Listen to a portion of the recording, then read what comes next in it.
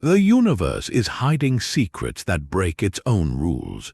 We are embarking on a journey through 25 cosmic anomalies that defy explanation, phenomena so baffling they have left our most brilliant scientists without answers. By the end, you will see the cosmos not as a placid void, but as a realm of profound and active mystery. We will encounter a signal from the depths of space that vanished without a trace, and a void so enormous and empty it should not exist. What do you think is waiting for us at the very edge of understanding? Our journey into the unexplained begins not in the present, but in the late summer of 1977. A radio telescope known as the Big Ear was silently listening to the cosmos, its data printed line by line on a simple sheet of paper. An astronomer named Jerry Amon was reviewing this data days later when his eyes caught a sequence of letters and numbers so extraordinary he circled it in red pen and wrote a single, powerful word beside it.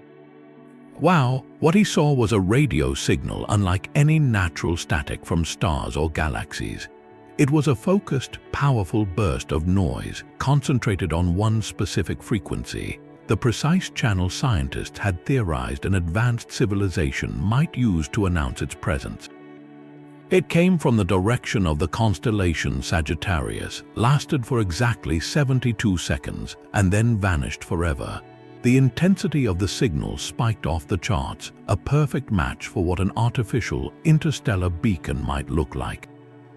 The shock of that discovery sent a ripple through the world of science. Could this be it, the first hello? In the decades since, every effort to find the wow signal again has failed.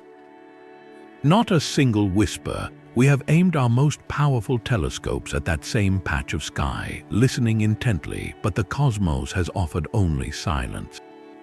The mystery has only deepened with time. Some have proposed natural explanations, like a passing comet emitting a strange burst of radio waves, but the timing and the specific frequency do not neatly align.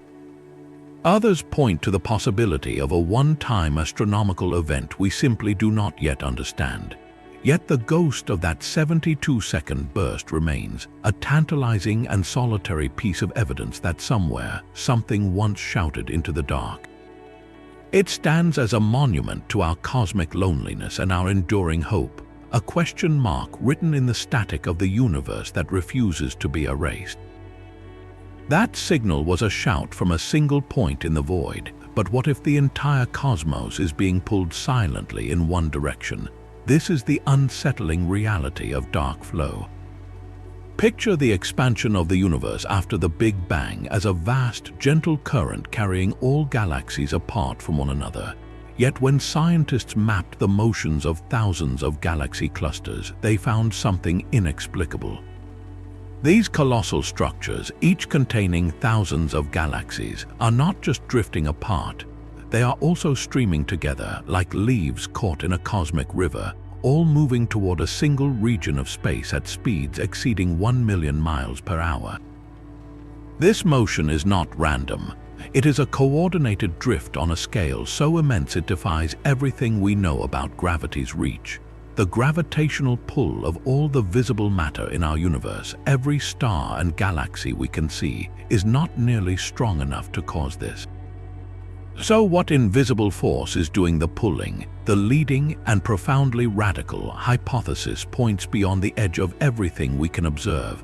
Scientists analyzing the faint afterglow of the Big Bang, the cosmic microwave background, found a subtle temperature shift aligned with this mysterious motion. It is as if the entire observable universe, a sphere of space 93 billion light-years across, is feeling the gravitational tide of something unimaginably vast that lies outside it. This something could be a concentration of mass so huge it dwarfs superclusters, a structure born from irregularities in the primordial fabric of space-time itself.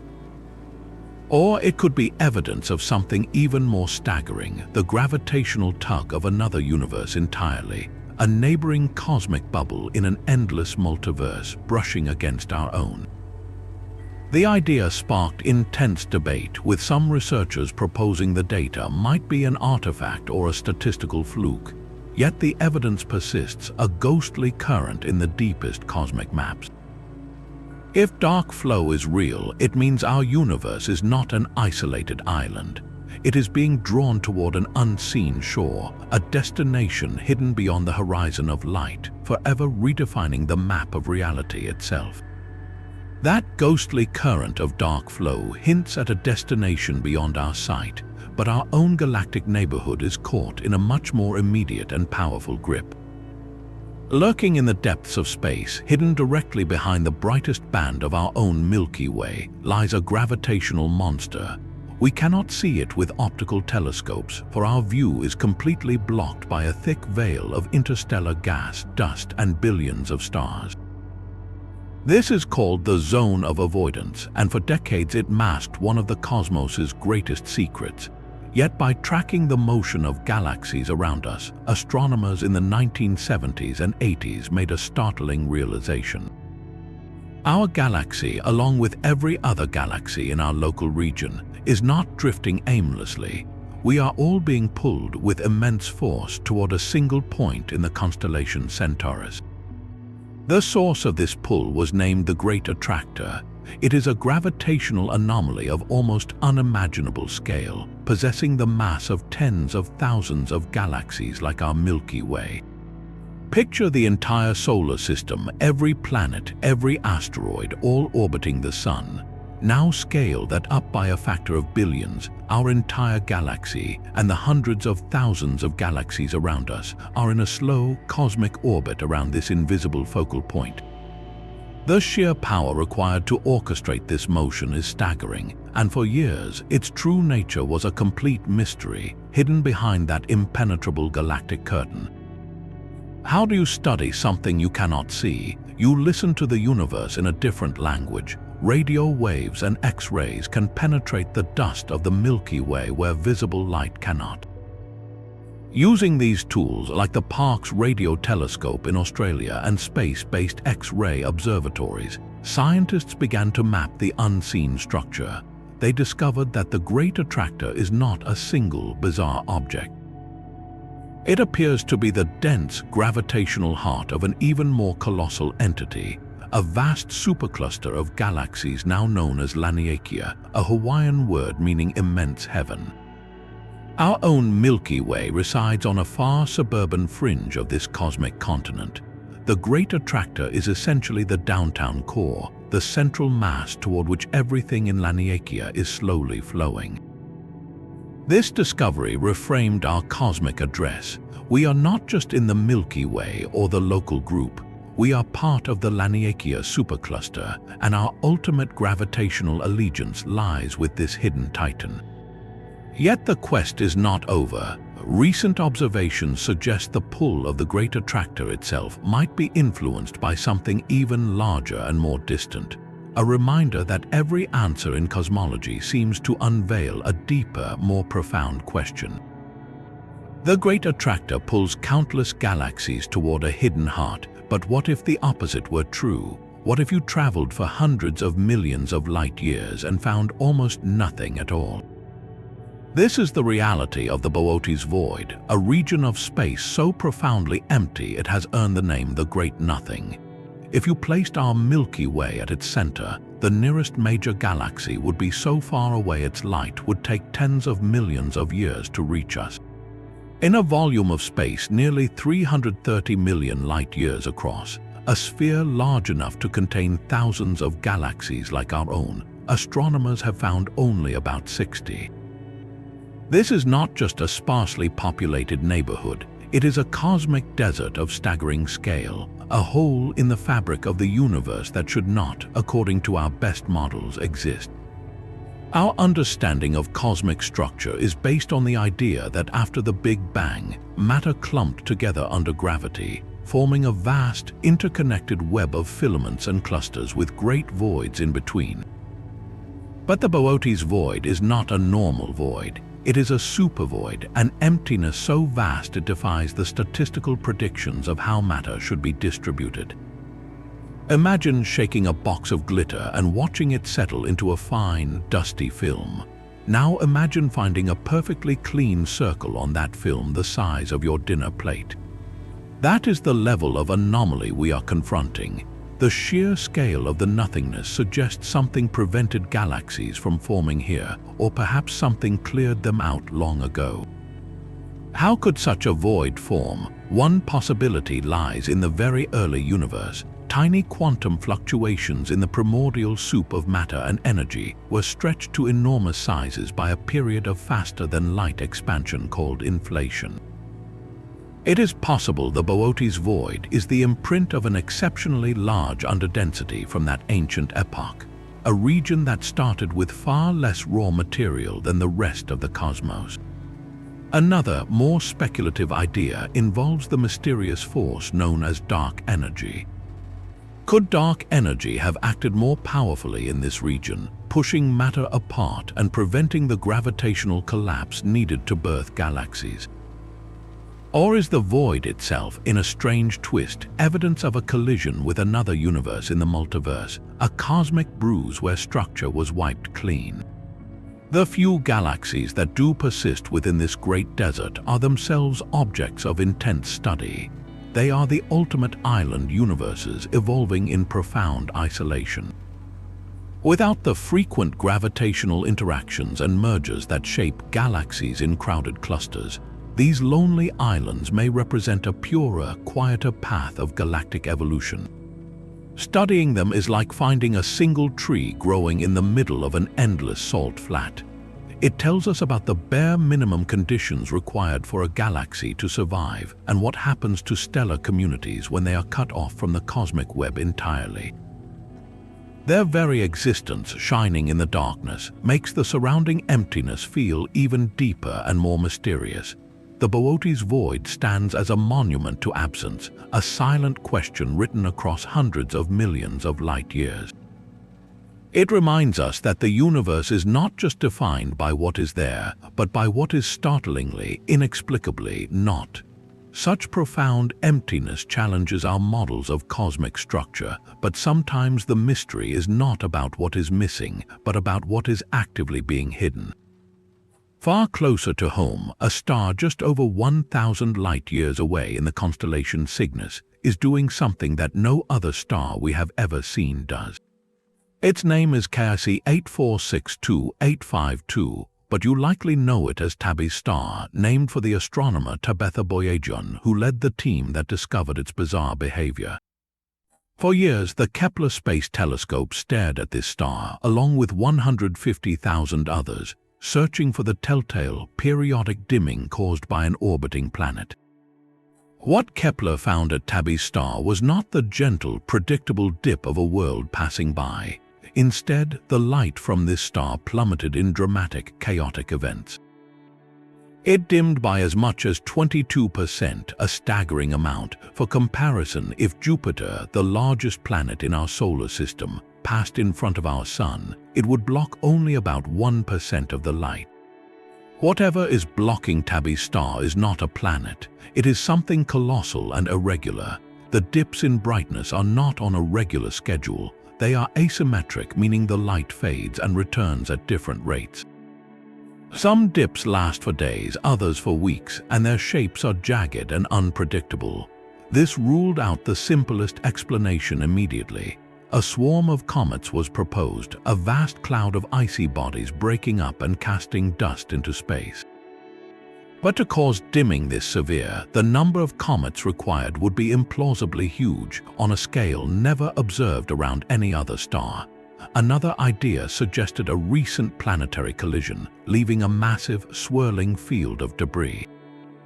Yet such an event would also produce an enormous amount of infrared heat from all the warm dust, and follow-up observations found no excess infrared radiation. The debris, if it exists, must be cold and dark. With each natural explanation falling short, a more speculative idea floated into the conversation, one that captures the imagination like few others in modern astronomy. Could the dimming be caused by a megastructure, specifically a Dyson sphere, a hypothetical swarm of energy-collecting satellites built by an advanced civilization to harness the total power output of its star? The irregular, non-repeating pattern of dimming could, in theory, be explained by a partially built, lopsided swarm of these collectors passing in front of the star from our viewpoint. It is crucial to state that astronomers consider this the least likely possibility, but it is a hypothesis that has not been completely ruled out by the data. This is what makes Tabby's star a landmark object. It forced scientists to confront an extraordinary signal and exhaust every conceivable natural cause before even whispering about artificial ones. It became a test case for how we investigate anomalies in the age of big data. Since its discovery, a global network of professional and amateur astronomers has kept Tabby's star under intense surveillance, catching more dimming events and gathering a wealth of data. We now know the star also exhibits a long-term, secular dimming, fading by a small percentage over the course of years. The current leading theories still involve dust, but of a strange and unknown composition or configuration that manages to block light without glowing in infrared. A disrupted moon or a giant ringed planet with irregular, dusty rings are also on the table, yet the definitive answer remains elusive. Tabby's star endures as a premier target in the search for both unusual astrophysics and just maybe technosignatures. It is a reminder that when nature throws a curveball, we must be prepared to question everything we think we know, from the behavior of comets to the very limits of what is possible in a galaxy that may not be as silent as it seems. The search for answers at Tabby's star pushes us to question the very nature of evidence, but sometimes the evidence itself seems to question the foundations of our reality. To find this next anomaly, we must look not at a star, but at the oldest and most profound picture we possess of the entire cosmos. This is the cosmic microwave background, the faint afterglow of the Big Bang itself. It is the cooled remnant of the first light that ever traveled, a snapshot of the infant universe when it was just 380,000 years old. This glow is almost perfectly uniform, a testament to the cosmological principle, the bedrock idea that the universe looks roughly the same in every direction and has no special place. Yet when scientists created exquisitely detailed maps of this ancient light, they found something deeply unsettling. The hot and cold spots in this radiation, the tiny fluctuations that seeded all the galaxies and voids we see today, are not completely random. They appear to align along a particular axis, a preferred direction in space that has been grimly nicknamed the axis of evil. This name reflects just how disturbing this finding is to our standard model of cosmology. If the universe is truly isotropic, meaning the same in all directions, then there should be no such axis, no cosmic spine. The pattern should look like a random scattering of hot and cold, like static on an old television. But the data suggests a subtle correlation, a whisper of structure on the largest scale imaginable. Even more chilling is a potential connection to our own backyard. This apparent axis seems loosely aligned with the plane of our solar system and the direction of the sun's motion through the galaxy. This immediately raises a red flag. Could this be a systematic error, some contamination from our own local environment polluting the pristine signal from the edge of time? Scientists have spent years searching for such a contaminant, from dust in our own galaxy to the influence of the sun's magnetic field. So far, no local source has been found that can fully explain the signal. The statistical significance of the alignment is another point of fierce debate. Some analyses claim it is a fluke, a few sigma anomaly that will vanish with better data.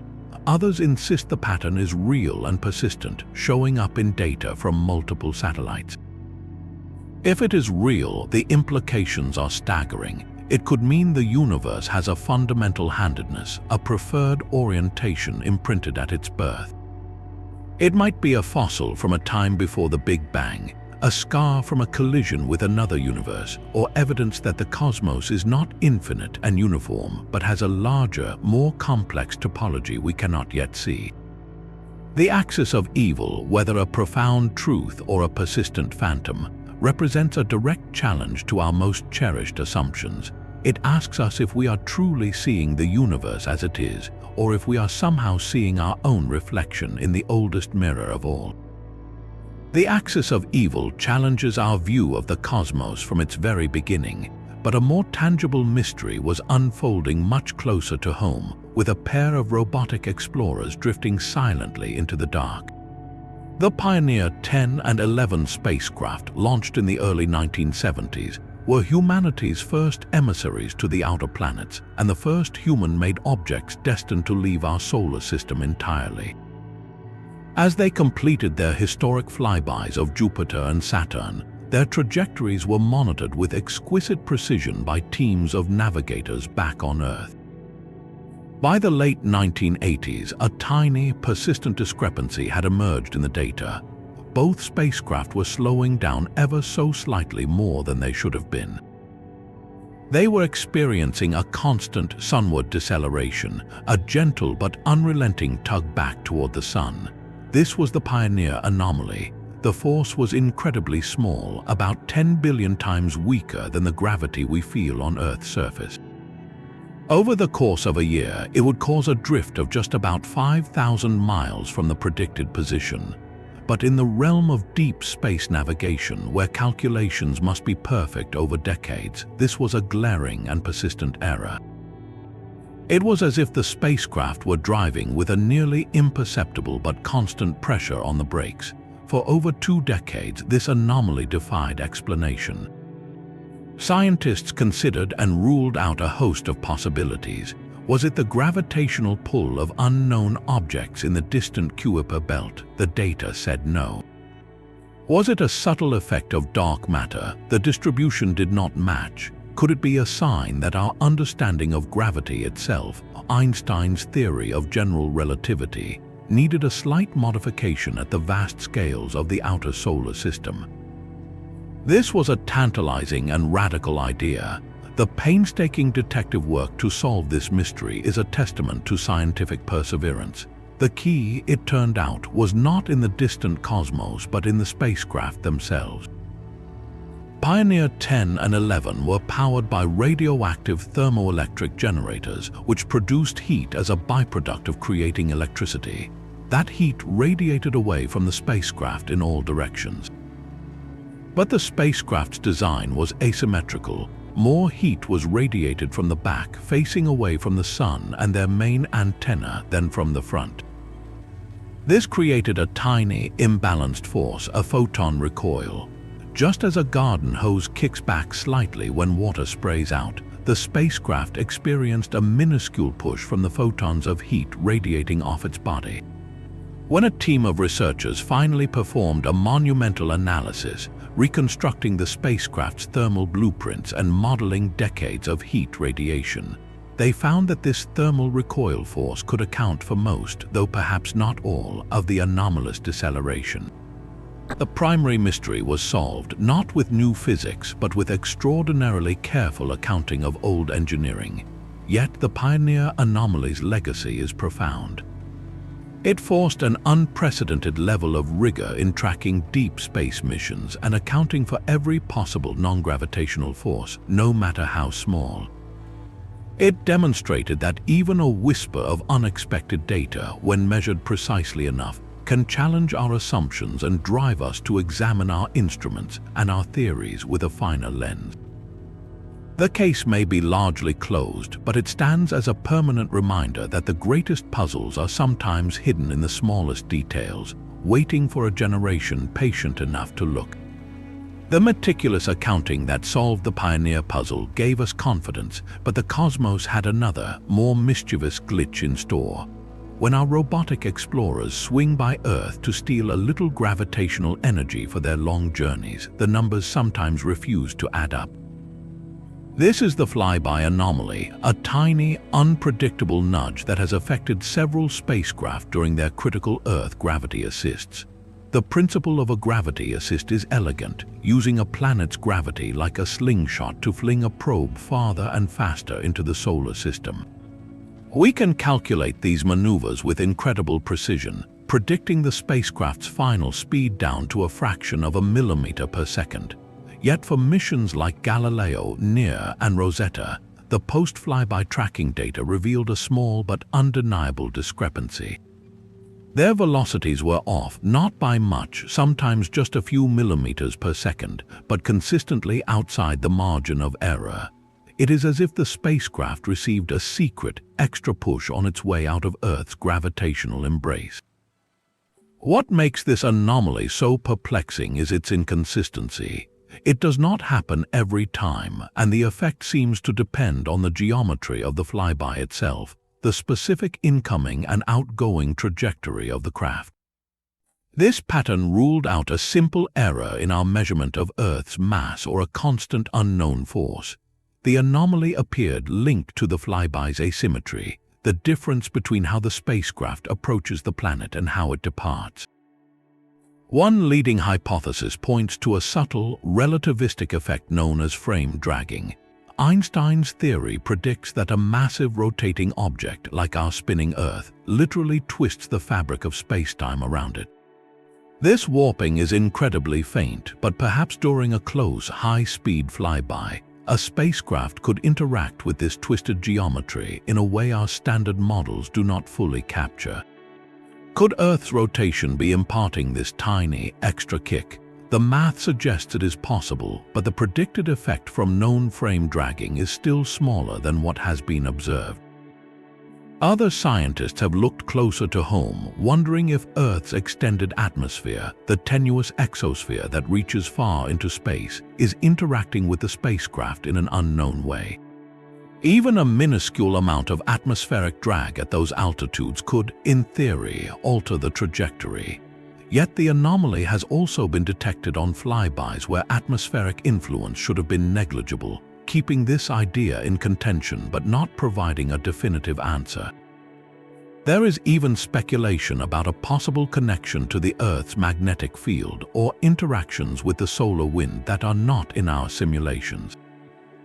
So why does a discrepancy of mere millimeters per second matter so much? In the high-stakes game of interplanetary navigation, every fraction of a meter counts. A mission like Voyager or New Horizons relies on a precise chain of gravity assists, a cosmic billiard shot where the angle and speed of each bounce must be perfect to reach a target billions of miles away. An unpredicted velocity change at Earth could compound over years and millions of miles, potentially causing a mission to miss its destination entirely. Solving the flyby anomaly is not just an academic exercise, it is an engineering necessity. As we plan more ambitious missions to the outer planets and beyond, missions that will depend on flawless gravity assists, we need to know every rule of the gravitational game. This tiny, erratic nudge is a reminder that even in our own celestial backyard, within the well-mapped gravity of our home planet, there may still be whispers of physics we have yet to fully hear. Gravity's subtle nudges around Earth are one thing, but at Saturn's North Pole, the atmosphere performs a geometric dance of staggering precision. There, a six-sided jet stream, a hexagon wider than two Earths placed side by side, has encircled the pole for as long as we have been able to see it. This is not a trick of shadow or light. It is a persistent, perfect geometric shape etched into the clouds of a gas giant, a structure so bizarre it looks like something from a cosmic drafting table rather than a turbulent planetary atmosphere. First glimpsed by the Voyager probes in the early 1980s, the hexagon has remained utterly stable, watched continuously by the Cassini spacecraft for over a decade. Unlike a hurricane on Earth, which spins and moves, this is a standing wave pattern, a fixed feature in the roaring winds of Saturn's north. The sides of the hexagon are each longer than the diameter of our entire planet, and the jet stream whips along its perimeter at speeds exceeding 200 miles per hour. How can such a precise, angular form hold itself together in a fluid, chaotic environment? The answer lies in an elegant marriage of rotation and shear. Saturn is a rapidly spinning world, completing a day in just about 10.5 hours. This fierce rotation is the engine that drives the planet's banded jet streams. Scientists believe the hexagon arises from a phenomenon known as a barotropic instability, a fancy term for what happens when different layers of a fluid, in this case Saturn's deep atmosphere, move at different speeds. Imagine a pan of water on a spinning turntable. If you introduce a slight disturbance like a drop of dye, you can sometimes see waves and patterns emerge. On a planetary scale, with Saturn's immense rotation powering the system, a particular disturbance can get locked into a stable, polygonal shape. Laboratory experiments here on Earth have successfully recreated similar polygonal flows in spinning fluids, providing a crucial clue. The hexagon is essentially a colossal, self-organizing atmospheric wave, a ripple frozen in time by the planet's spin. What makes Saturn's version so extraordinary is its scale and longevity. The experiments show that the number of sides in the polygon depends on the speed and gradient of the wind shear. Saturn's specific conditions appear to favor a six-sided pattern, and once established, the system has enough energy to maintain it against the forces of dissipation. It is a natural harmonic of the planet's own rotation, a fundamental vibration made visible in the clouds, but the hexagon is more than just a pretty pattern. Within its walls lies a dynamic world. The central region, once shrouded in the darkness of Saturn's long north polar winter, was revealed by Cassini to contain a massive, swirling hurricane with an eye nearly 50 times larger than a typical hurricane eye on Earth. This storm is neatly caged by the hexagonal jet stream, a vortex within a geometric fence. The stability of this entire system, enduring for decades and likely centuries, tells us something profound about the deep, orderly flows beneath Saturn's chaotic cloud tops.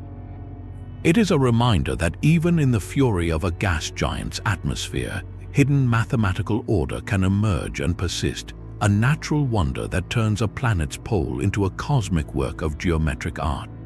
The perfect hexagon of Saturn is a testament to hidden order in chaos, but another celestial structure takes geometric precision to an even more startling extreme. Far from the storms of a gas giant, in the quiet constellation of Monoceros, lies a dying star that has painted its own masterpiece across the void. This is the Red Rectangle Nebula, and its name is no metaphor. Through the telescope, it appears as a near-perfect three-dimensional box of glowing gas, with a series of sharp, concentric rungs like a cosmic ladder stretching from its central star.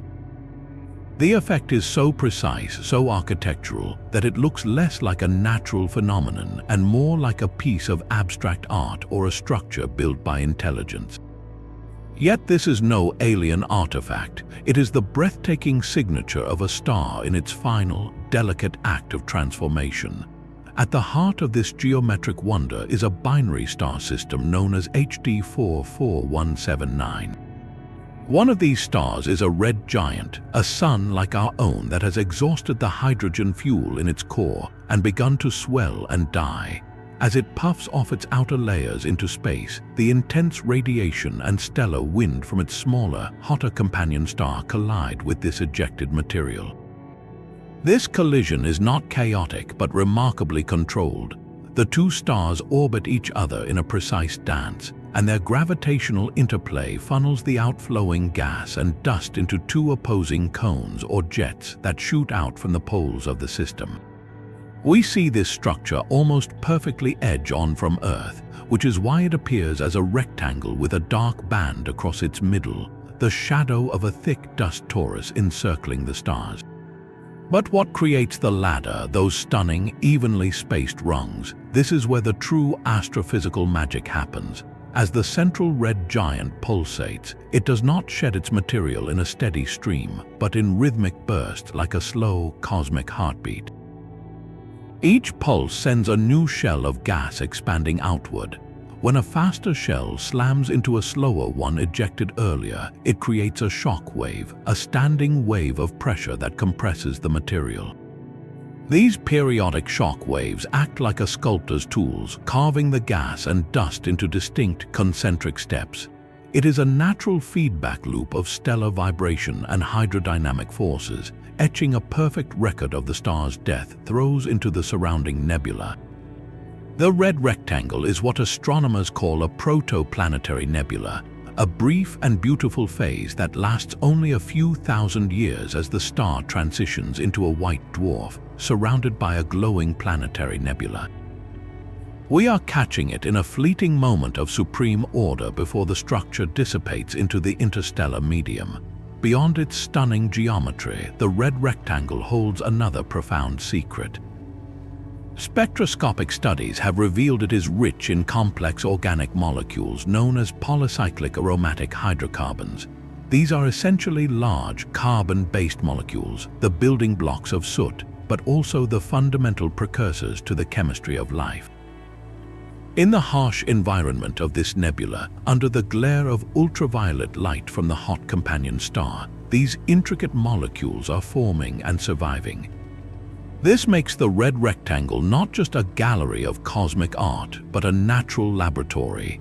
It shows us that the complex chemistry needed for life can arise in the most unexpected places, in the turbulent aftermath of a star's death. By studying its precise structure, we gain a deeper understanding of how binary stars shape their surroundings, how shock waves can impose order on chaos, and how the very ingredients for future worlds and perhaps future life are forged in the luminous workshops of dying suns. From the luminous geometry of a dying star, we return to the familiar space around our own world, where a different kind of myth has taken root in the darkness. Orbiting Earth is said to be an artifact not of human hands, but of an ancient alien intelligence. They call it the Black Knight satellite, a mysterious object allegedly 13,000 years old, watching us from the polar skies. This legend is a perfect storm of misunderstood science, genuine space debris, and the boundless power of human imagination. Its origins are surprisingly tangled, reaching back to the pioneering work of Nikola Tesla. In the late 1890s, while experimenting with his high-voltage radio equipment in Colorado Springs, Tesla began detecting a strange, repeating signal. He speculated it could be an attempt at communication, perhaps from Mars. Decades later, in the 1920s, amateur radio operators reported similar odd echoes, delayed radio signals that seemed to bounce back from somewhere in space. These were likely the first misinterpretations of a natural phenomenon we now understand well, the ionospheric delay, where radio waves bounce off charged layers in Earth's upper atmosphere and return to the ground. But in an age yearning for cosmic neighbors, the idea of an artificial source was electrifying. The myth truly crystallized in the 1960s during the early days of the space race.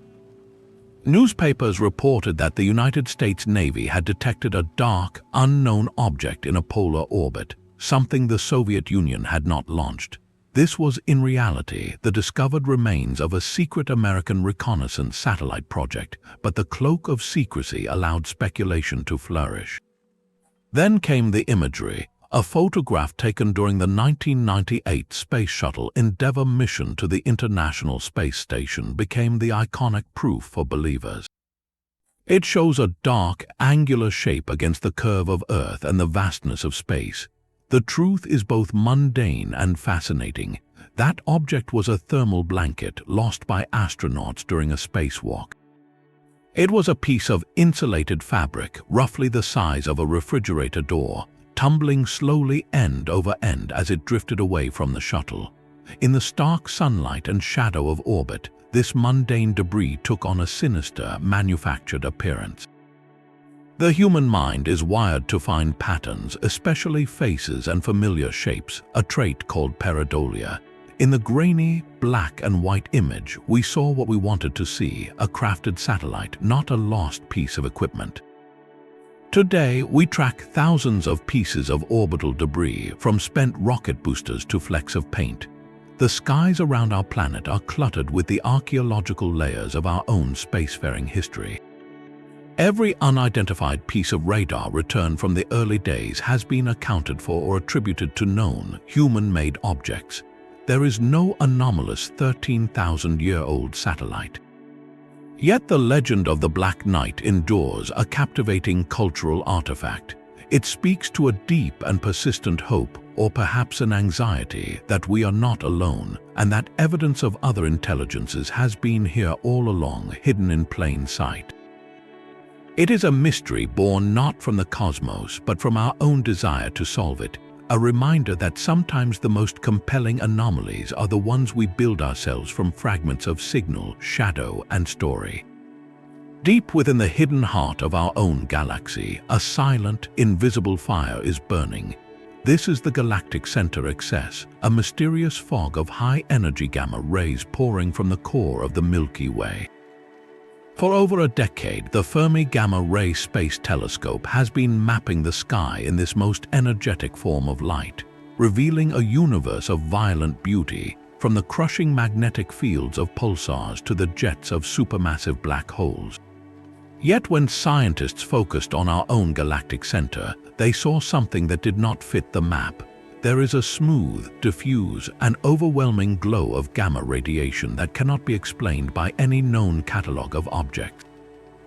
It is as if you were listening to a symphony and could identify every violin, every trumpet, but still heard a deep, pervasive hum underlying the entire piece, a note with no obvious player. Some of this radiation is expected. The galactic center is a crowded, chaotic place, home to ancient stellar remnants, intense magnetic fields, and the supermassive black hole Sagittarius, a star. But when researchers carefully subtracted the light from all the known sources, like pulsars and supernova remnants, a significant excess remained, a ghostly halo of energy with a very specific signature. The distribution of this glow is telling. It is not lumpy or clumped as you would expect if it came from a population of distinct point sources. Instead, it is remarkably smooth and spherical, centered perfectly on the galactic core and fading away symmetrically. This smoothness is the first major clue, pointing toward a phenomenon that is fundamentally diffuse, a sea of something rather than a collection of discrete somethings. This is where the mystery takes a profound turn. One of the most compelling and controversial explanations involves the most elusive substance in the cosmos, dark matter. We know dark matter exists because we can see its gravitational grip on galaxies and clusters, but we have never detected a single particle of it directly. Theorists have long predicted that certain proposed dark matter particles, known as weakly interacting massive particles or WIMP, could be their own antimatter counterparts. If two of these particles were to collide, they would annihilate each other in a flash of energy, producing, among other things, gamma rays. The dense concentration of dark matter predicted to exist at the center of every galaxy, including our own, would be the perfect place for such annihilations to occur frequently.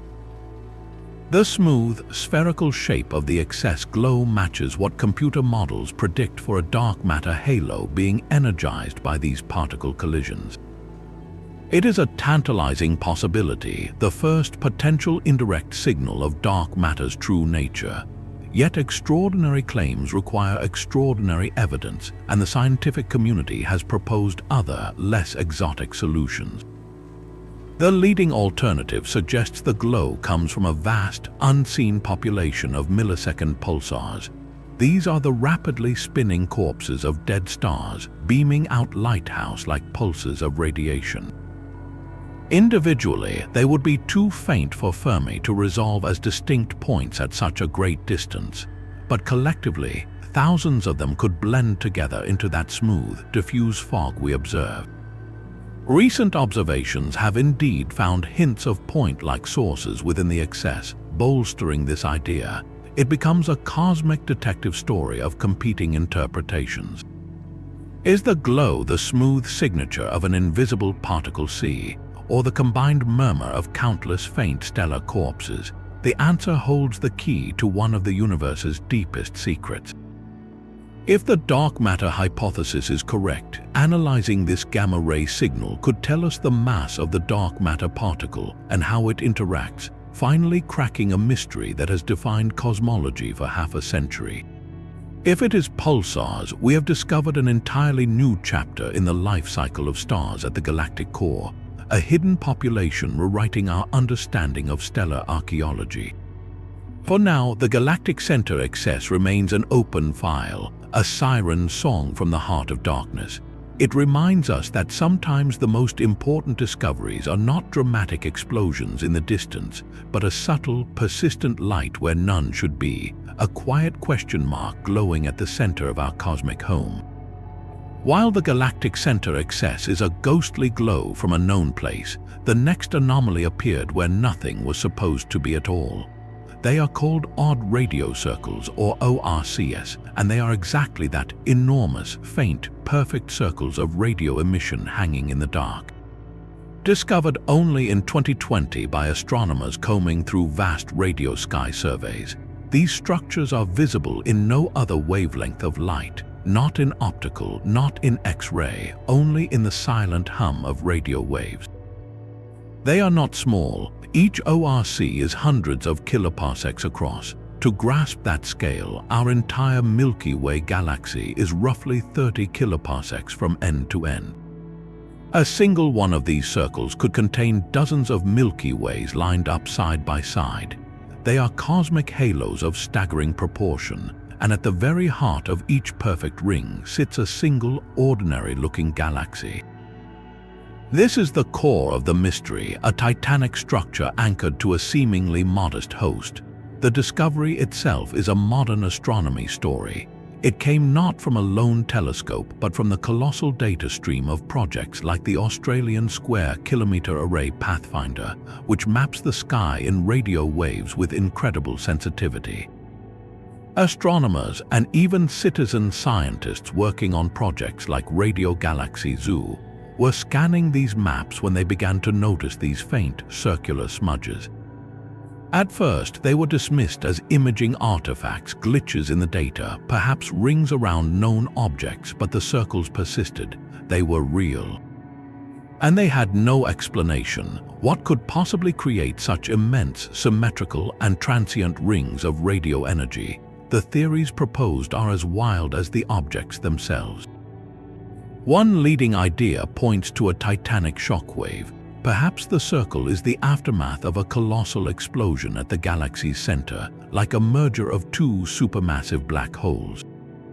The resulting shockwave would blast outwards in a perfect sphere, lighting up any surrounding gas in a radio glow. We would see it as a circle because we are looking at a spherical shell edge-on. Another, more exotic possibility involves the jets from an active galactic nucleus, the superheated material spewing from a feeding black hole. If those jets were to flicker on and off, they might inflate bubbles of radio-emitting plasma that could appear as rings from certain angles. But the sheer size of the ORCs pushes these models to their limits. Then come the truly speculative ideas. Could these be the signatures of wormholes, the theoretical tunnels through space-time? Some physicists suggest the radio emission might come from the throat of a wormhole, a spherical portal seen from the outside. Even more staggering is the multiverse hypothesis. If our universe occasionally brushed against another in a higher dimensional bulk, the collision could create a spherical ripple of energy propagating through space, a cosmic bruise visible only in radio waves. While these are long shots, they highlight just how baffling the ORCs are. They represent a brand new class of astronomical object, one that simply did not exist in our catalogs or our theories. Their discovery tells us that even in the age of precision cosmology, the sky still holds enormous surprises, structures so large we missed them simply because we never thought to look for something so bizarre. They are reminders that the universe is under no obligation to fit neatly into our existing models, and that the next great discovery might not be a new particle or a distant galaxy, but a perfect, silent circle drawn on the dark canvas of nothing. These immense, ghostly circles challenge our view of cosmic structure, But sometimes the deepest mysteries are not about what we see, but about what we cannot find. Take the very stuff that makes up you, me, and every star we have ever observed. This ordinary matter, composed of protons and neutrons, is known to cosmologists as baryonic matter. According to our meticulous models of the Big Bang, we can calculate precisely how much of this baryonic matter should exist in the universe today.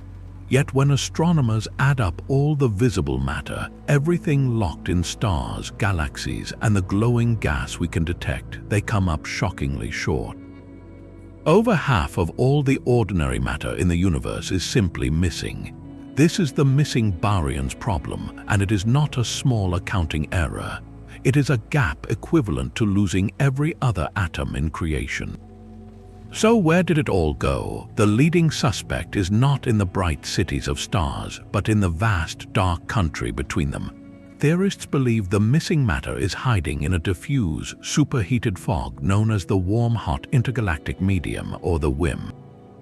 This is the gaseous filament of the cosmic web, the scaffolding that connects galaxy clusters across billions of light years. The WIM is not cold and dense enough to glow like a star, nor is it hot and concentrated enough to shine in X-rays like the heart of a galaxy cluster. It exists in a difficult-to-detect middle ground, a sparse plasma with a temperature of hundreds of thousands to millions of degrees. Finding it is one of the great forensic challenges in modern cosmology. Astronomers hunt for it using a clever trick. When the light from a brilliant, distant quasar travels across the universe to reach us, it passes through these invisible filaments. Atoms within the WIM, like oxygen and neon, can absorb specific wavelengths of that light, leaving tiny, characteristic dips in the quasar's spectrum. It is like finding the fingerprint of a ghost on a flashlight beam that has traveled for billions of years. Piece by piece, by studying thousands of quasar sightlines, scientists are beginning to find these fingerprints, slowly mapping the hidden arteries of the cosmic web. Recent X-ray observations have also provided tantalizing evidence, detecting faint glows from oxygen in the spaces between massive clusters. The hunt suggests the missing baryons are not truly missing. They are just extraordinarily shy, woven into a faint, hot tapestry that spans the entire cosmos. Solving this puzzle is crucial because it is a test of our entire story of cosmic evolution from the first second to the present day. If we cannot account for the ordinary matter, how can we hope to understand the dark matter and dark energy that dominate the universe? Yet, even as we close in on the missing atoms, another compositional flaw strikes at the very first minutes of time. In the furnace of the Big Bang, during the first 3 minutes of existence, the universe cooked up the primordial elements hydrogen, helium, and a tiny trace of lithium. The process is called Big Bang nucleosynthesis, and the equations that describe it are some of the most precise and tested in all of physics. They predict the exact amounts of these light elements that should have been forged. For hydrogen and helium, the predictions match the observed abundances in the oldest stars almost perfectly, a triumphant confirmation of the Big Bang theory. But for lithium-7, the math breaks down. The observed amount in these ancient stellar atmospheres is only about 1/3 of what the models say it should be. This is the lithium problem. It is a small number with massive implications. Either our understanding of nuclear physics in that primordial inferno is incomplete, or something has been systematically destroying lithium ever since. Could new, unknown particles from the early universe, like certain types of dark matter, have altered the nuclear reactions? Or does the fault lie not in the birth of the elements, but in their later life? Stars like our Sun are known to burn lithium in their outer layers, but could the oldest stars, the ones we use as cosmic fossils, be destroying lithium in their interiors in ways our stellar models do not yet capture? Perhaps these ancient stars have unseen mixing processes that drag surface lithium down into hotter regions where it is fused into other elements. The discrepancy forces us to question two pillars of modern astrophysics: our picture of the first 3 minutes, and our models of stellar interiors. It is a quiet but persistent alarm bell, reminding us that even our most successful theories may still have cracks in their foundations, tiny flaws that point to a richer, more complex reality waiting to be understood. Our inventory of the cosmos has a glaring hole, and it might be the very space we occupy. While the Boötes Void is a distant desert, astronomers have uncovered evidence that we ourselves may be living inside a bubble, a cosmic underdensity known as the KBC Void. This is not a perfect emptiness, but a region about 2 billion light-years across where the density of galaxies, clusters, and all visible matter is significantly lower than the cosmic average.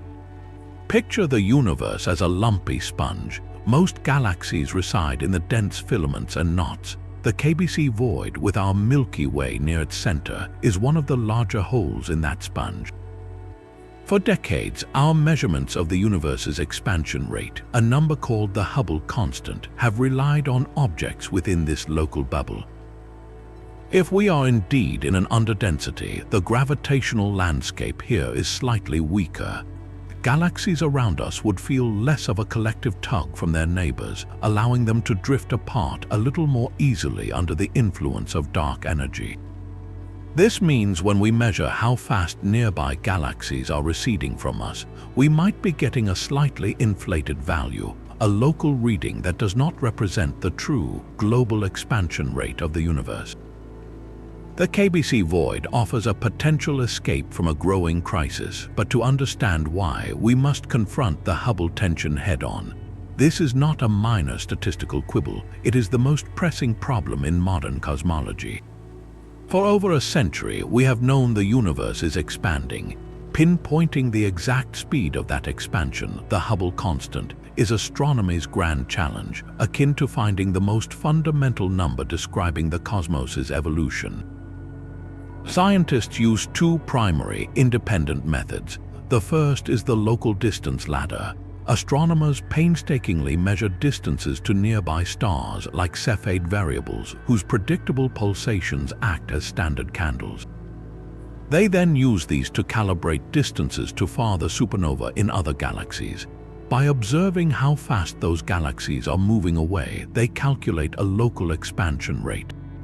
The second method looks back to the infant universe. By analyzing the detailed patterns in the cosmic microwave background, the afterglow of the Big Bang, scientists can use the physics of the early cosmos to predict what the expansion rate should be today. These two methods are the bedrock of our cosmic understanding, and they should agree. They do not. The local measurement gives a consistently faster expansion rate than the prediction from the early universe.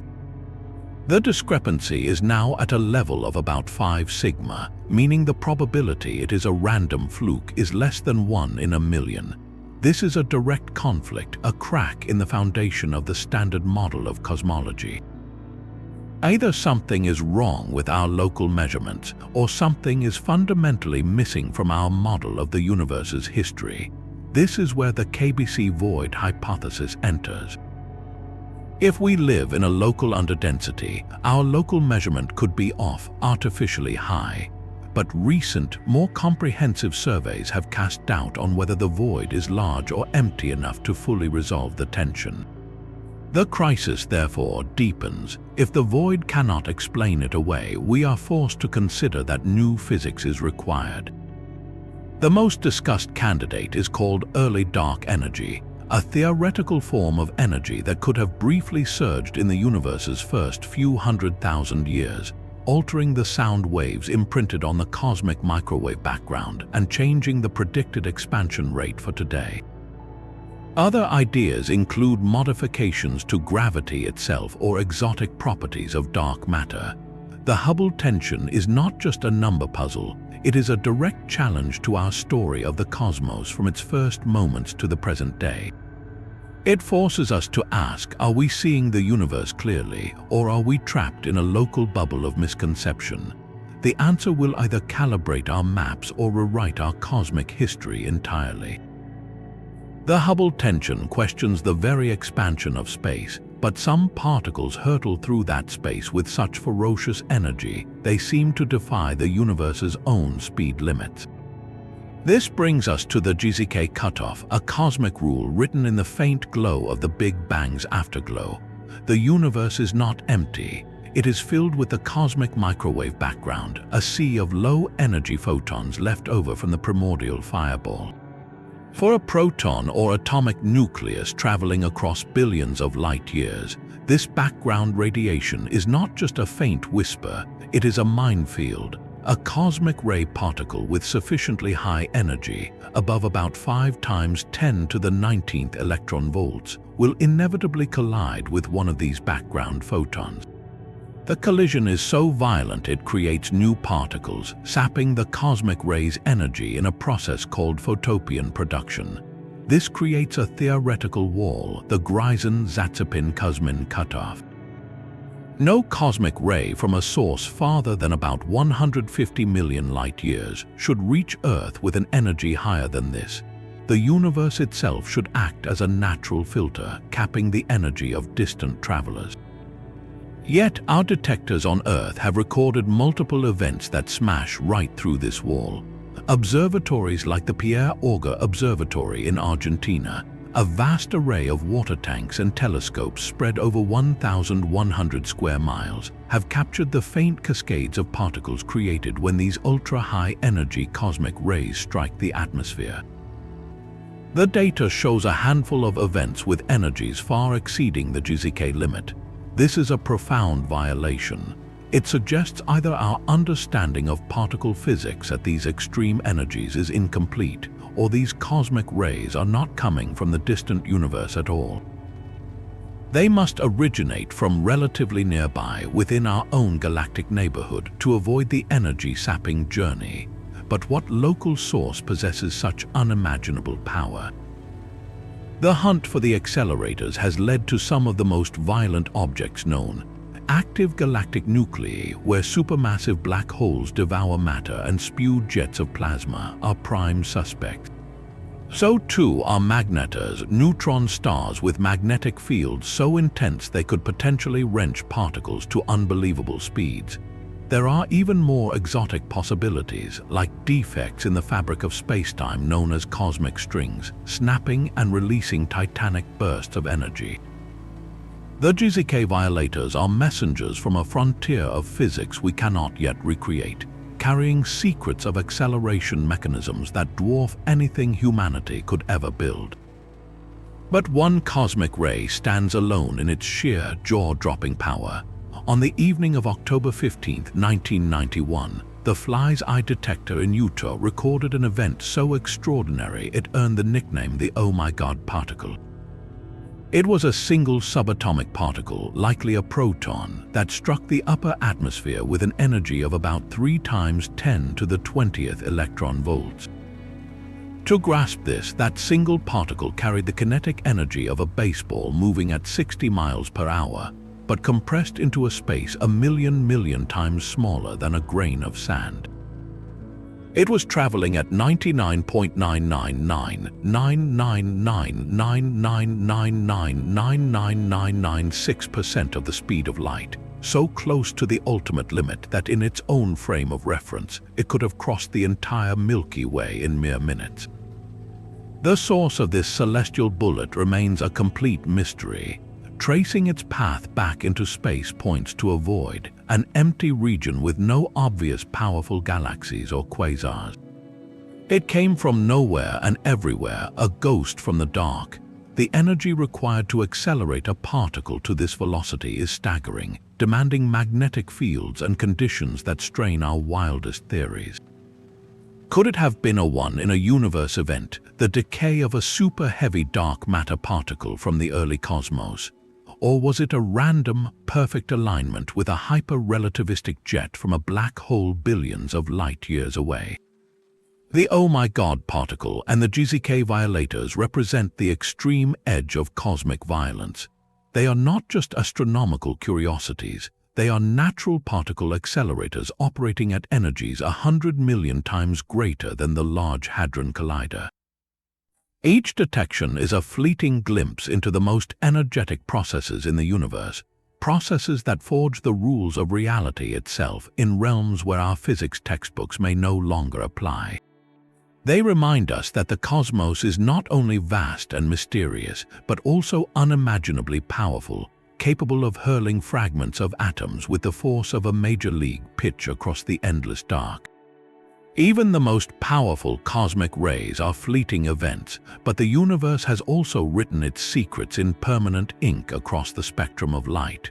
When astronomers point their instruments at the glowing clouds of distant nebulae, they see more than just the familiar colors of hydrogen and helium.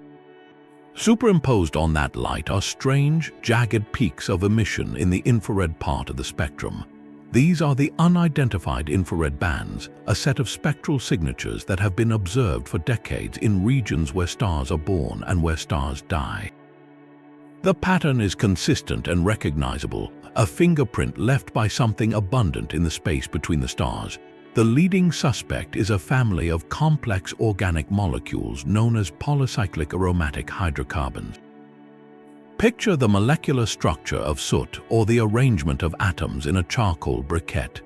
PAHs are essentially flat, sturdy molecules made of rings of carbon atoms, often with hydrogen fringing the edges.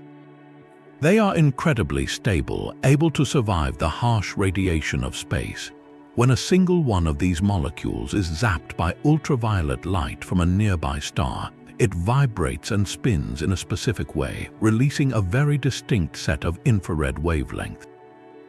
The bands we see match this predicted dance almost perfectly, yet the case is not closed. While PAHs are the prime candidate, the exact identity of the molecules causing each specific band remains a topic of intense debate. Are they pure carbon networks, or do they contain other atoms like nitrogen or oxygen? Are they free-floating or clinging to the surfaces of dust grains?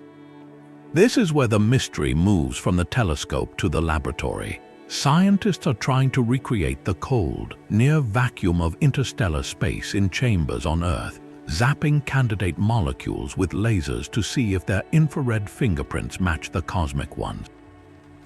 It is a painstaking game of spectral matchmaking. Solving this puzzle is not just about cataloging interstellar chemicals. These molecules are everywhere. They are found in star-forming regions, in the outflows of dying stars like the red rectangle, and even in the spectra of other galaxies. They represent a fundamental, carbon-rich component of the interstellar medium, the raw feedstock for new solar systems. Wherever new planets form, these complex organic compounds are already present, raining down on young worlds and potentially seeding them with the chemical precursors for life. The unidentified infrared bands are a testament to a universe that is not just physically complex, but chemically rich and creative long before planets ever coalesce. While those infrared bands are a glowing signature, a different and even more stubborn mystery appears as dark lines, not bright ones. Scattered across the visible light spectra of distant stars are hundreds of faint, narrow absorption lines known as the diffuse interstellar bands. Unlike the spectral lines from known atoms, which are sharp and few, these bands are broad, diffuse, and numerous. They are not created in the atmospheres of the stars themselves. Instead, they are imprinted on the starlight as it passes through the vast, cold clouds of dust and gas that drift in the interstellar void. Something out there in that frigid darkness is absorbing very specific colors of light. For nearly a century since their discovery in the 1920s, the carriers of these bands have resisted all identification. They are the most long-standing spectroscopic mystery in all of astronomy. We know they are caused by molecules, likely large and complex ones, because single atoms or simple two-atom molecules cannot produce such broad absorption features. But which molecules? The hunt has tested the limits of chemistry and astrophysics. Candidates have come and gone. Could they be carbon chains, long strings of carbon atoms? Could they be fullerenes, the famous soccer ball-shaped carbon-60 molecules? Or perhaps they are related to the PAHs suspected in the infrared bands, but in a different charged state. The challenge is immense. The conditions of interstellar space, with near absolute zero temperatures and densities a trillion times thinner than our best laboratory vacuums, are almost impossible to perfectly replicate. A molecule might behave one way in a lab on Earth and completely differently when isolated and frozen in the void. The significance of cracking this code cannot be overstated. These diffuse bands are a direct probe of the chemical complexity hiding in plain sight. They are the dark barcodes of the galaxy, and we do not yet have a scanner that can read them. Identifying even one of these mysterious absorbers would open a new window into the hidden molecular universe. It would tell us what kinds of sophisticated chemistry can occur spontaneously in the darkness between stars, building the ingredients for future worlds from the simplest elements. Together, the glowing infrared bands and the dark diffuse bands form a complementary puzzle. One shows us where complex carbon chemistry is actively shining, the other shows us where it passively lurks, blocking the light. They are 2 pages of the same cosmic recipe book, a manual for building complexity from chaos, written in a language we are still struggling to decipher. The chemical barcodes of deep space tell a story of cosmic ingredients, but the history of our own world holds a climatic contradiction just as perplexing. 4 billion years ago, our sun was a dimmer, cooler star, shining with only about 70% of the brilliance it holds today. By every reasonable calculation, the Earth of that era should have been a global snowball, a frozen wasteland locked in perpetual ice from pole to pole. Yet the geological record tells a completely different story. Ancient rocks show clear evidence of liquid water, of flowing rivers, and perhaps even vast oceans, at a time when our planet should have been too cold for any of it. This glaring mismatch between astrophysics and geology is the faint young sun paradox, and solving it forces us to rewrite the early chapters of Earth's own biography. The paradox is not a small error, it is a fundamental clash of models. Our understanding of stellar evolution is robust. The sun's gradual brightening over billions of years is a settled fact of astrophysics. So the problem must lie with our assumptions about the ancient Earth's climate. What kept the planet warm under that faint young sun? The leading answer points to a planetary blanket far thicker than today's.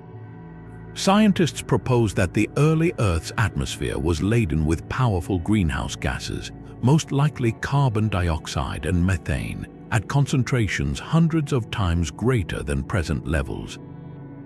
This dense, insulating shroud could have trapped enough of the sun's meager heat to maintain temperate, even warm, global conditions. There is compelling evidence for this. Certain ancient minerals, like banded iron formations, could only have formed in oceans that were largely devoid of oxygen but rich in dissolved iron, conditions perfectly consistent with a methane-rich atmosphere. Another piece of the puzzle may be the planet's reflectivity, or albedo. With fewer continents exposed and perhaps a different cloud cover, the young Earth might have absorbed more sunlight rather than bouncing it back into space. Some models even suggest that a faster spinning Earth with shorter days created different weather patterns that distributed heat more efficiently. But the paradox extends far beyond our own world. It reshapes how we search for life elsewhere in the galaxy. When we identify an exoplanet orbiting within its star's so-called habitable zone, the region where liquid water could exist, we are using our sun's current luminosity as the benchmark. The faint young sun paradox warns us that this picture is incomplete. A planet orbiting a younger, fainter star might need a supercharged greenhouse atmosphere to be habitable, while a planet around an older, brighter star might require a much thinner one. It means the habitable zone is not a fixed ring, but a dynamic band that moves outward over the star's lifetime, and a planet's climate must evolve in step with its sun to maintain a stable environment. This turns the search for another Earth into a search for a world with a geological thermostat, a planet capable of regulating its own atmosphere over eons to compensate for a changing star. The mystery of our own warm childhood thus becomes a universal principle, a crucial clue in deciphering which distant, pale dots of light might truly harbor oceans, atmospheres, and perhaps a history as complex and resilient as our own. The faint young sun paradox asks us to reimagine our own planet's history, but in 2017, a visitor from a distant star offered a mystery we could watch unfold in real time. It arrived from the direction of the constellation Lyra, moving so fast it could only have come from beyond our solar system. The Pan-STARRS telescope in Hawaii spotted it first, a faint pinprick of light hurtling past the sun, and astronomers gave it a name that means scout from the distant past, Oumuamua.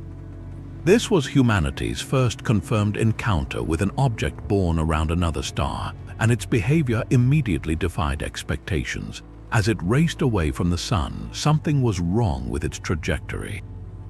Precise tracking revealed it was not just coasting on gravity alone.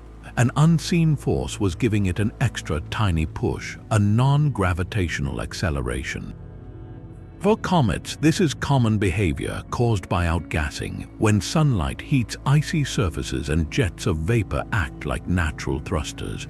But Oumuamua showed no visible signs of outgassing whatsoever.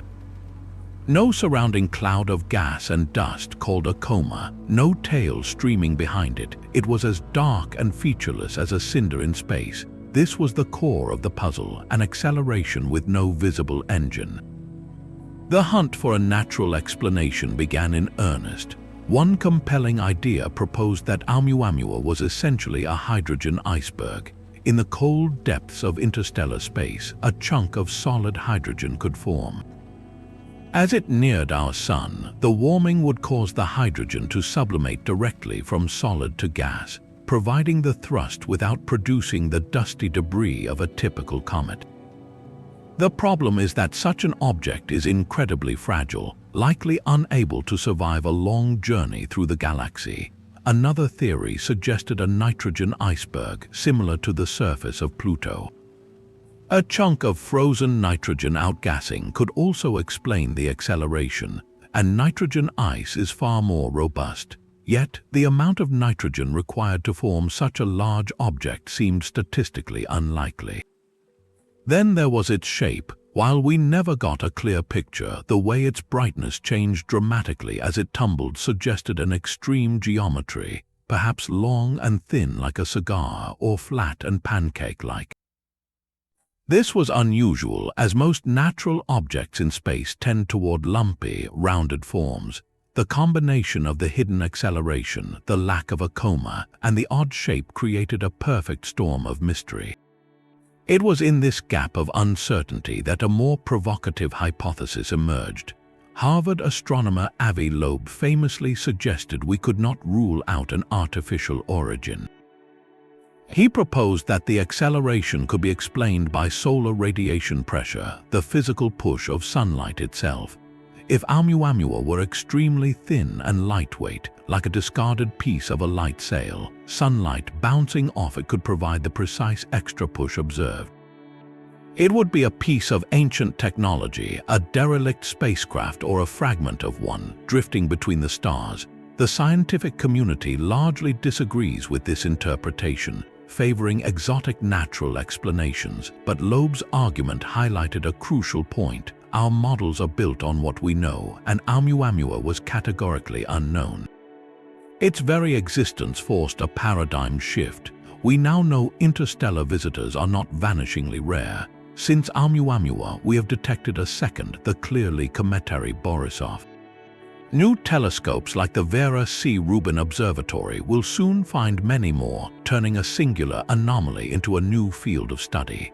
Oumuamua's legacy is not that it was likely an alien probe, but that it exposed our profound ignorance.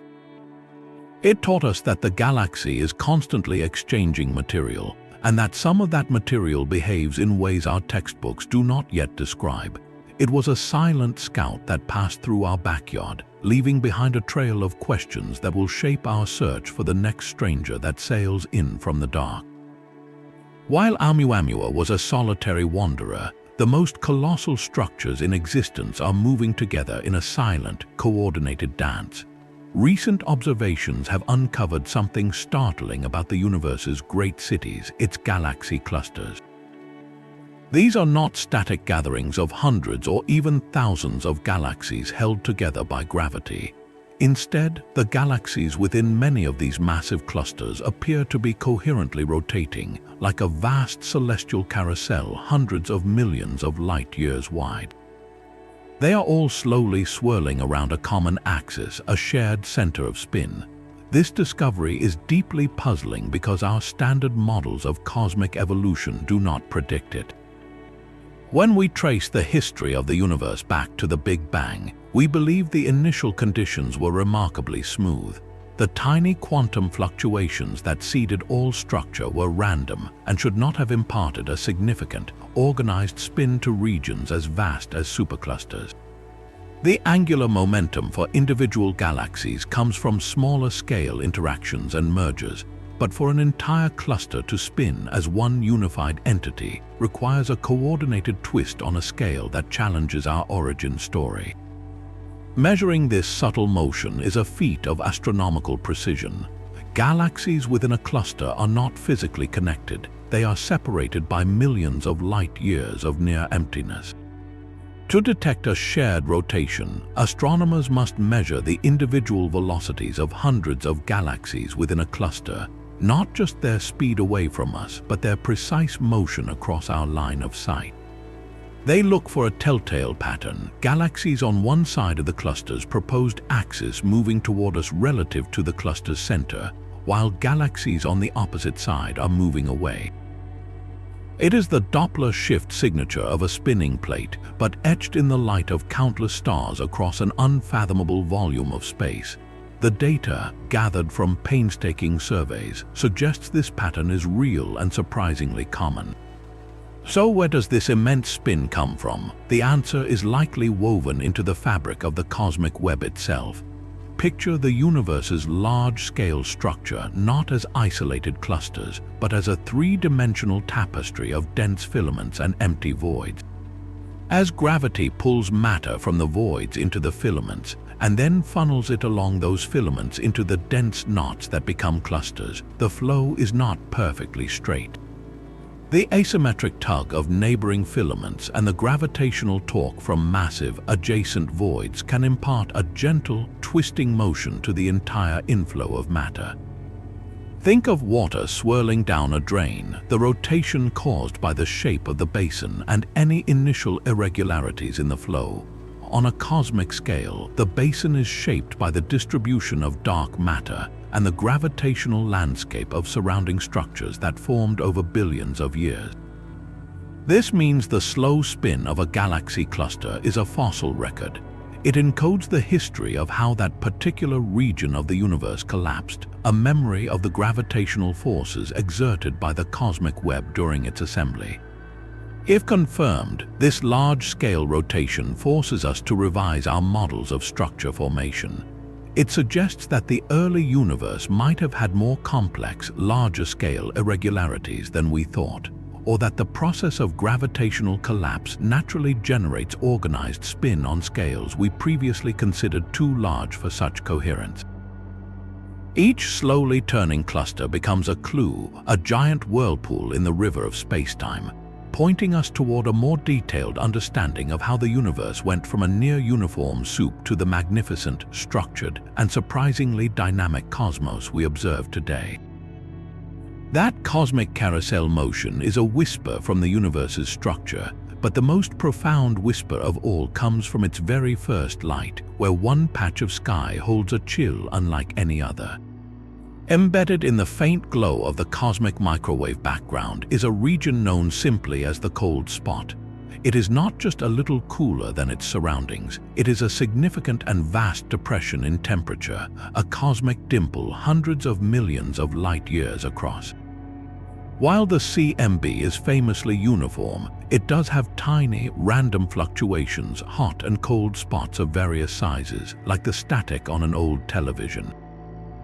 These are expected, the seeds of all future structure, but the cold spot is an outlier. Its size and its depth push the boundaries of cosmic variance, the natural statistical spread we would anticipate. The probability of such an extreme feature appearing by pure chance in our standard model of the universe is less than 1%. It is a statistical ghost, a feature that seems to demand an extraordinary cause.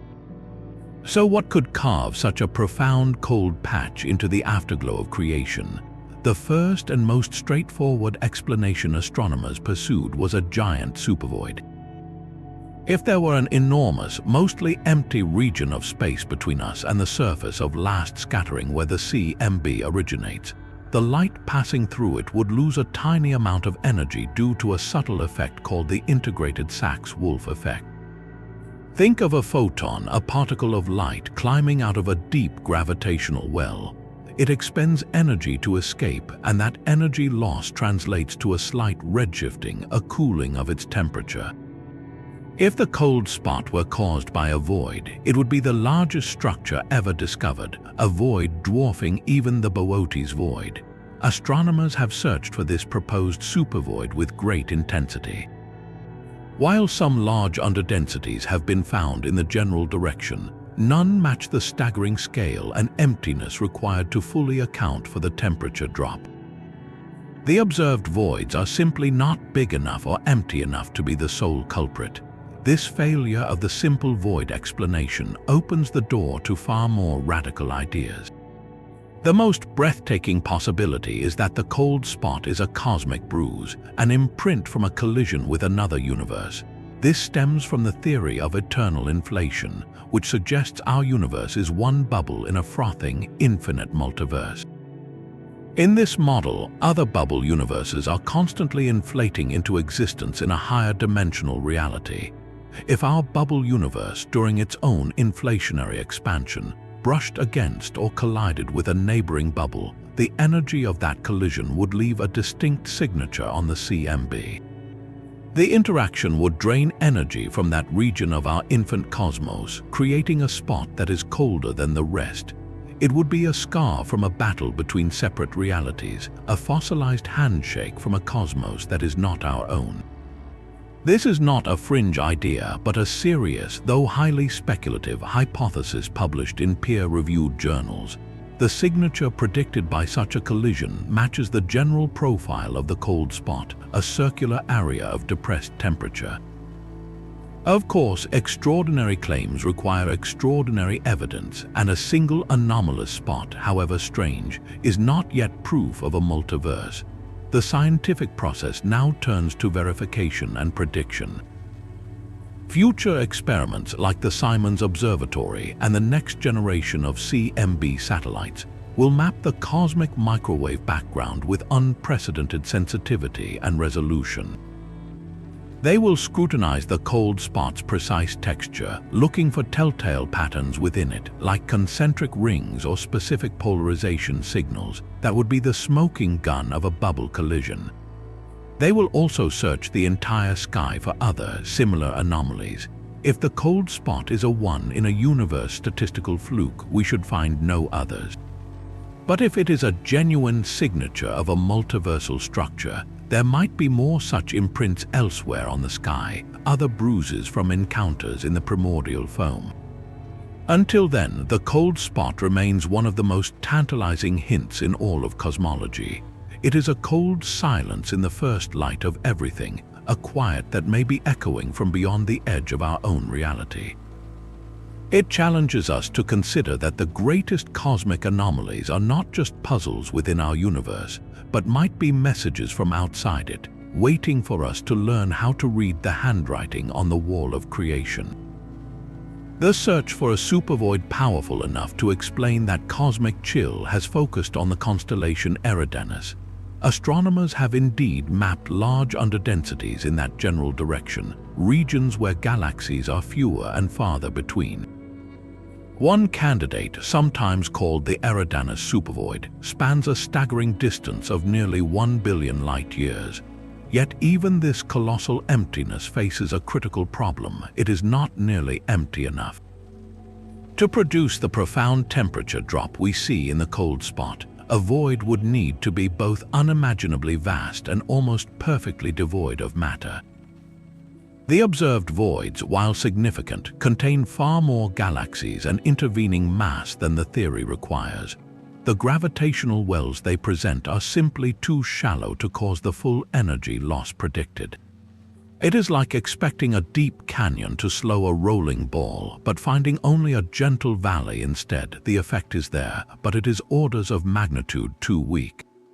This leaves cosmologists with a persistent gap between observation and theory. The integrated Sachs-Wolf effect is a well-understood piece of gravitational physics, but the structures we have found so far cannot leverage it sufficiently. This mapping effort is itself a monumental task, requiring three-dimensional surveys of galaxy positions across billions of light-years, piecing together a fossilized bubble in the cosmic web. Each new, deeper sky survey brings more data, refining our picture of the large-scale structure in that mysterious direction. The possibility remains that a more complex arrangement of multiple, aligned voids could combine to create the effect, or that our measurements of the void's true density are still incomplete. But as the data improves, the discrepancy stubbornly holds. It is this very gap, this failure of a standard astrophysical explanation to fully suffice, that breathes life into the most radical interpretation. The cold spot's resistance to a simple void-based solution is what keeps the door open to the staggering idea of a multiversal collision. The debate is not between proven fact and wild fantasy, but between an incomplete natural model and an untestable supernatural one. Cosmologists continue to refine both sides, seeking either a definitive supervoid or a unique signature in the cold spot's polarization pattern that could only come from a bubble universe collision. For now, this anomalous patch of cold on the oldest map of all serves as a permanent reminder. Some cosmic mysteries refuse to be solved with the pieces we have found within our universe, whispering instead of landscapes that lie forever beyond the horizon of our reality.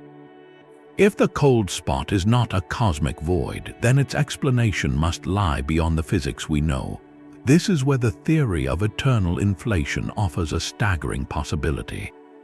Imagine the Big Bang not as a single explosive event, but as the beginning of a runaway process where space itself expanded faster than light, a period called inflation. According to this theory, inflation never truly stops everywhere. Instead, in different regions of this inflating spacetime, the process ends at different times, each region pinching off to form its own separate, self-contained bubble universe. Our entire cosmos, everything we can observe out to the farthest galaxies, would be just one bubble in an infinite, frothing sea of other universes, a multiverse. Each bubble could have its own unique set of physical laws, born from random quantum fluctuations during that initial expansion. In one bubble, gravity might be 10 times stronger. In another, the very concept of atoms might not exist. Our universe, with its precise constants allowing for stars, planets, and life, would be just one accidental paradise in a landscape of infinite possibilities. The idea is profoundly speculative, a mathematical consequence of our best theories of the early universe, yet one that seems permanently beyond observational proof. How could we ever see outside our own bubble? This brings us back to that cold patch on the map of creation. If our bubble universe, while still inflating, brushed against or collided with a neighboring bubble, the energy exchange at the boundary would leave a distinct scar. The collision would have occurred when our universe was still a microscopic seed, and as it expanded to cosmic size, that scar would have been stretched across the sky. The physics of such an encounter predicts it would drain energy from that region of the cosmic microwave background, creating a large, circular area that is noticeably colder than its surroundings, exactly the kind of anomalous signature we see in the cold spot. It would be a fossilized imprint of contact with another reality. Of course, the scientific community approaches this with extreme caution. A single anomaly is weak evidence for a theory as monumental as the multiverse. The cold spot could still be a rare statistical fluke, a 1 in 100 roll of the cosmic dice that just happened to land in our observable sky. critics rightly point out that we need more than a single data point. The true test will come from future observations. Next-generation telescopes designed to study the cosmic microwave background with even finer detail will scrutinize the cold spot's texture. They will search for specific patterns within it, like subtle concentric rings or a unique polarization signal that would be the smoking gun of a bubble collision. They will also scan the rest of the sky. If the cold spot is a mere fluke, we should find no others like it.